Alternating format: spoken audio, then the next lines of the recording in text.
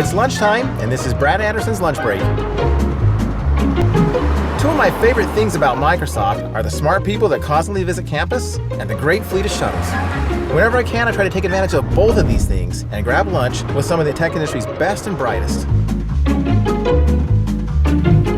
This week, I'll finish up my conversation with Microsoft's dealmaker and partnership expert, Peggy Johnson.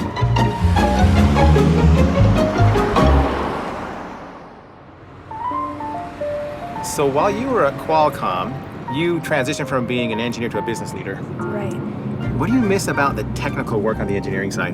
I loved sitting in the lab and collaborating together with my fellow engineers on a project. That was really fun. Yeah. And we were all doing pieces of code, and then we'd build it all together. And I do miss those days. And I had a hard time making the jump over to the business side because I thought about, I'm not going to get to code anymore. So I miss some of that. Now, speaking about that, Business Insider just ranked you as the world's most powerful female engineer. So what does that feel like? Well, first of all, I was with a ton of super engineers on that list, including our own Lily Chang. Yeah. And so Lily. excited to share that honor with her and the other ladies on that list. And so it was just great to see that list with some really good names on there. So you were heavily involved in the largest acquisition of Microsoft's history of LinkedIn. Oh, that was a team effort. Yeah. Oh, yeah. Yeah. So our part was, as it is in many acquisitions, sort of catching the signal early on that this might be an interesting acquisition for us. It might be filling a gap, solving a problem. Those are sort of the things that we look for. But it's truly a team sport, if you will. We work closely with Corp Strat, Corp Dev, Amy and her finance team, Satya himself, the product and engineering teams, of course, weigh in.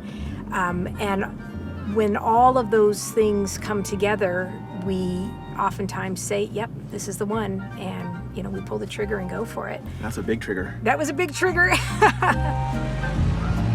One of the interesting things about LinkedIn is it has, you can endorse people's skills and capabilities. So I'm going to read you a list of 5 skills, and I want you to tell me which of these are real endorsements on LinkedIn today. Okay. Number 1, carbohydrates.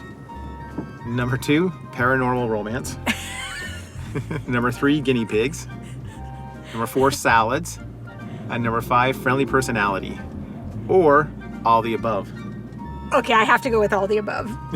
You are right. Can you believe people have those as not just like as a skill, but an endorsed skill? Hamsters? How would you know that? How good must you be at paranormal romance for somebody else to endorse that? That is an odd one. Yes.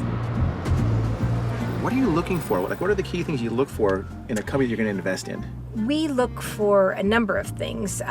First of all, we say, are there gaps in our current product line that they could fill for us? Is it a new, disruptive, exciting technology that maybe is a little bit over the horizon that we want to track? And we also look for talent. And I think all 3 of those were in our Maluba acquisition that we did earlier this year. A couple months ago, I was driving around with the CIO of Accenture, Andrew Wilson, and a comment that he made was diversity is just not a goal, but it's fundamental to the bottom line in being successful. I think as a modern employer, it is absolutely essential that we stand for all forms of diversity.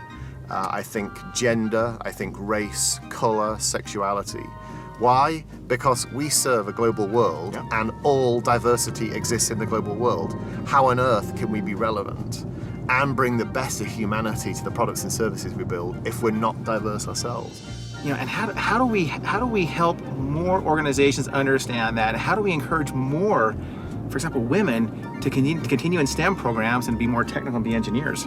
I mean, that is a very good point. And I think of it that way because I think there's 2 things that come to mind. One is when you're designing products, you want to design for the largest total addressable market. Yeah, totally.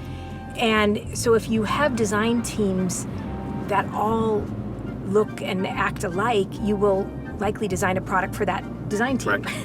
It could be any any group, if it's all homogenous, you just will miss things that appeal to the broader population. So I think there's one very strong business reason to make the case for diverse design teams, because you want to be able to Have the touch. broadest ideas to touch the broadest amount of Exactly. So every day you make big decisions that often unfold over many years. Right. What kind of decision-making workflow do you use when you do things like naming a dog? I have 4 dogs. I know. Yeah. So sometimes there's a lot of analysis that goes into it, and other times not so much. A piece of advice that you were given early in your career that you wish you would have taken.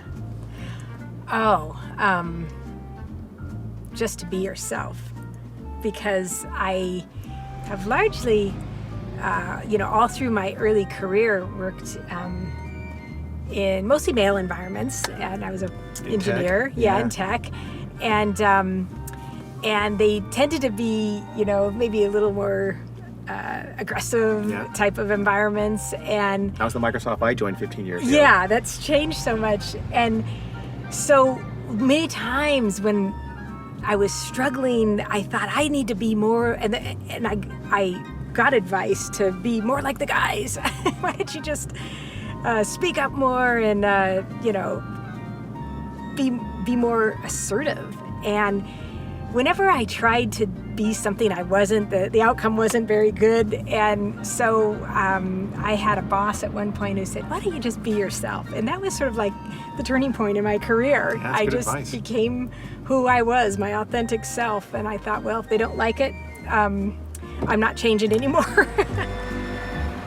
Thank you again for taking the time here. Thank you. Thank Seriously, you this for has just having been, me. been a real It's joy. been super fun. Thanks for And you know driving me around. Next time we'll maybe upgrade the car a little. Okay, please. Thank Again, you. well, thank you so much. Thanks very much, Brad. Okay. Bye-bye. We'll talk to you again soon, Peggy. Okay. Next time on Brad Anderson's Lunch Break. More than a few times you wondered, am I better off with familiar disappointments rather than new adventures? Oh, I'll go for the second one, the proof of concept. I mean, That's what I thought too. You get stuck with the bill at the end. oh.